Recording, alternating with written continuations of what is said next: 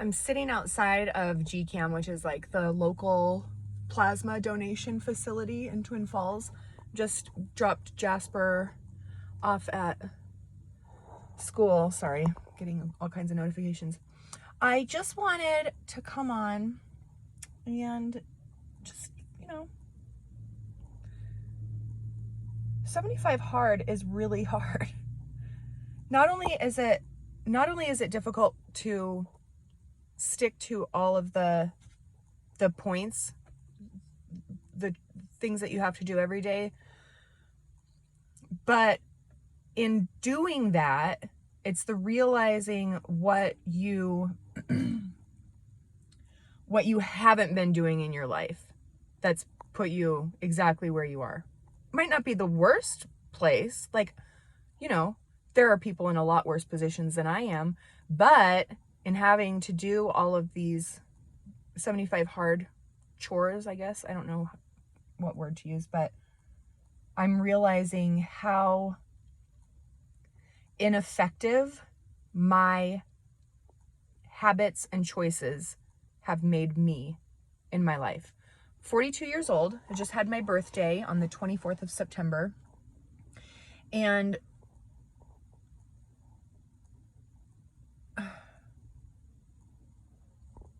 yeah.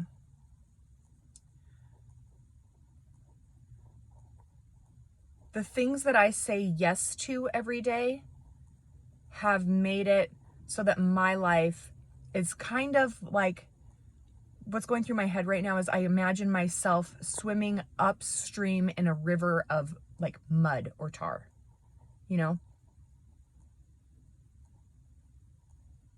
that I jumped into this river. There's a path right there, but instead I chose to get in this river. Anyway, I don't know if I'm making any sense. It just popped into my head that there's somebody out there that can relate to what I'm saying right now, even though I'm not probably making any sense. I'm not being very concise with my feelings, but this is what jumped through my head this morning, all right? So my phone died in the night. Jasper and I woke up 35 minutes after he was supposed to be at school, okay? That's unacceptable, all right? And the book that I'm reading right now for 75 Hard is The 10X Rule by Grant Cardone. And one of the things that he states in the book, and one of the reasons that I fell in love with it right out of the gate, is because this statement that he wrote in the book, is something that I've had in my, I've known it to be a fact, and I tell my kids this and I tell my friends this, but I haven't put it into practice for myself. And that is, no matter what you do in your life, right or wrong, good or bad, whether it benefits you or hinders you, it's your fault.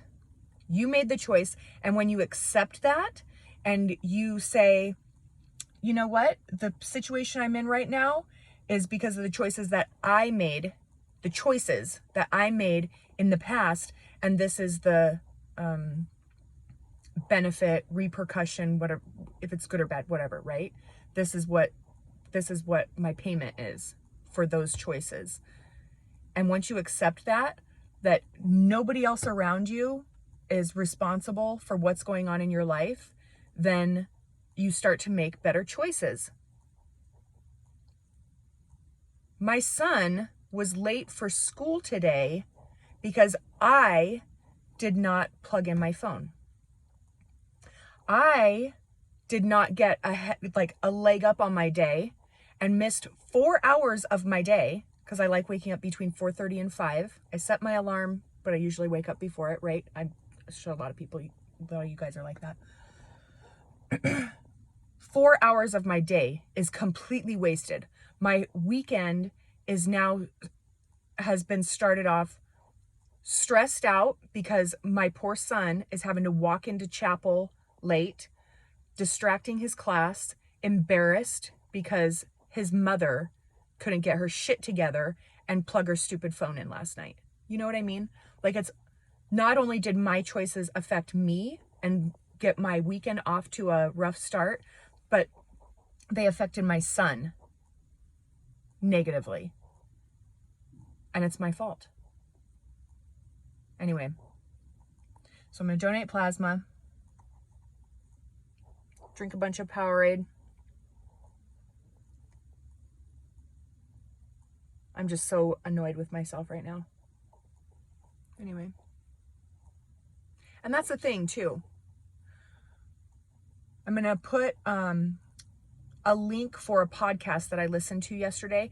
So another author, doctor, spiritual advisor that I've been really obsessed with lately is Dr. Carolyn Leaf. She is a neuroscientist. She's a quantum physicist, neuroscientist. Anyway, I'm going to link the specific podcast that she put out, I think yesterday. It's her latest one on habits. It's mind-blowing to have permission from a scientist who's done the research to say it's not an addiction, it's a bad habit, and it's a choice, and you can actually change your brain, neuroplasticity. You can change your brain by recognizing when a habit pops up. Say you're an alcoholic or a drug addict, or you smoke cigarettes, or you, let's think. I mean, anything that you do habitually that does not benefit your life, right? Doctors now, since, the 70s, I think, will tell you that it's an addiction and you will always have this. You have to be medicated for it. Oh, depression, that's another one. Depression, anxiety, all of these things. Once you recognize that trigger, you can actually make the choice right then and there, and it will change the proteins in your brain and create new neural pathways, and that old bad habit will gradually, anyway, just listen to the podcast. It's amazing. All right. I'm going to get off of here because this is like 7.5 minutes in. If you guys are still listening, God bless you. Pray for me. Do a video response to this video for me. I want to know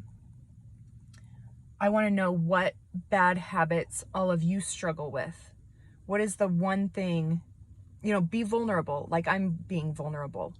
Put yourself out there and really, really use my platform to be honest with each other and build each other up. Let's encourage one another, pray for one another.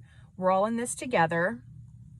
Let's break these bad habits as a team. We're gonna do it. All right, I'm going in here to donate. I love you. Bye.